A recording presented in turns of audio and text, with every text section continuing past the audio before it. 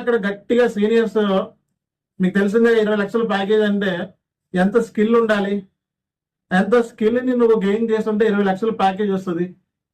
So ఆ skill gain చేయకుండా short cut methods ద్వారా ప్యాకేజీలు కొట్టాలి అనుకున్న వాళ్ళది కెరియర్ ఎండ్ అయిపోతుంది అండి. మాక్సిమం ఎస్ఐపిలో 25 lakhs దాటిన తర్వాత లెవెల్స్ వచ్చేటప్పుడు హైయర్ లెవెల్స్ ఉంటాయి, lead levels, project manager levels అలా ఉంటాయి. ఆ లెవెల్కి వెళ్ళాలి అంటే సమ్ ఎక్స్పీరియన్స్ బ్యాక్గ్రౌండ్ లో ఉండాలి. అవి ఏమీ లేకుండా ప్యాకేజీల కోసం వెళ్ళిపోతే okay.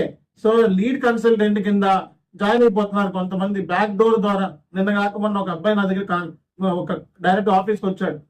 Direct joining back door ద్వారా లీడ్ కన్సల్టెంట్ ఇచ్చారు. ఏం చేయాలో తెలియలేదు కంపెనీలో, అసలు ఎస్ఏపి అంటే ఏంటో కూడా తెలియదు, అసలు కోర్స్ కూడా నేర్చుకోవాలి. ఎస్ఏపి కోర్స్ నేర్చుకోకుండా డైరెక్ట్ గా లీడ్ కన్సల్టెంట్ ఇస్తే ఏం చేయగలుగుతాడు అబ్బాయి? సింపుల్ గా